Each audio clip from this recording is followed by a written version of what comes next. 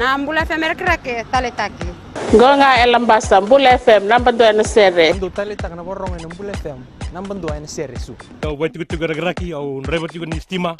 Au ndo taleta kana borong na Mbula. Bola bina Fiji, Bola FM namba 2 singa toka. Bola bina era roga. Bola FM namba 2 tikoga.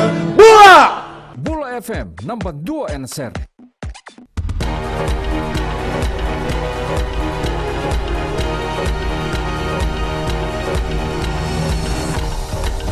Ni sambula sai koyongono Vakaleleka ni nonda itukutuku.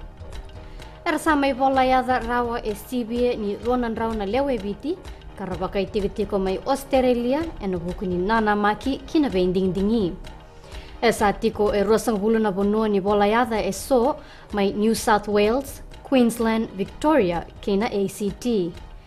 Tukuna na buni bola tunde wakatawa ni vending dingi o Muhammad Sinim dengan Dewi Walenga na nonrai bola tara ni Durbanua na Leoni Bonua ebiti ena nonra bola yada.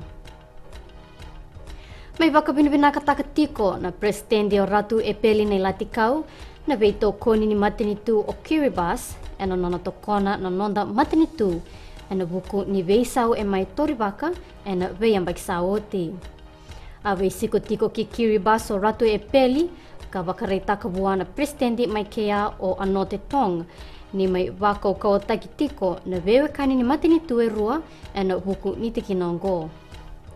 Apaka pinipina katakatalenga o Ratu Epeli na nona mai wakaitavitiko na matinitu o Kiribati and ang boss ni Pacific Islands Development Forum.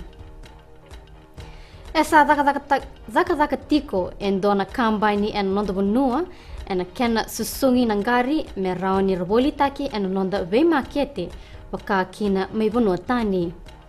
Na edha ni kambay ni ongo na Crab Company Fiji.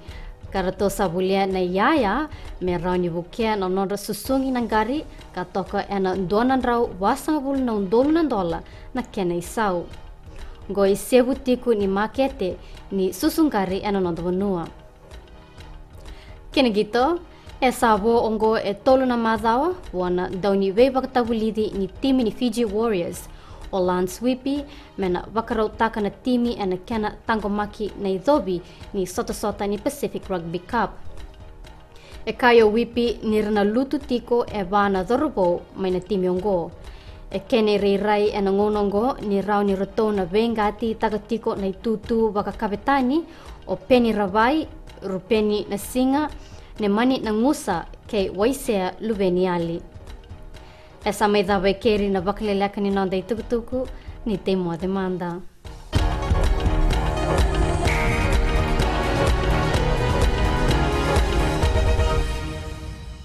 Gold FM is #1 here in Sigatoka.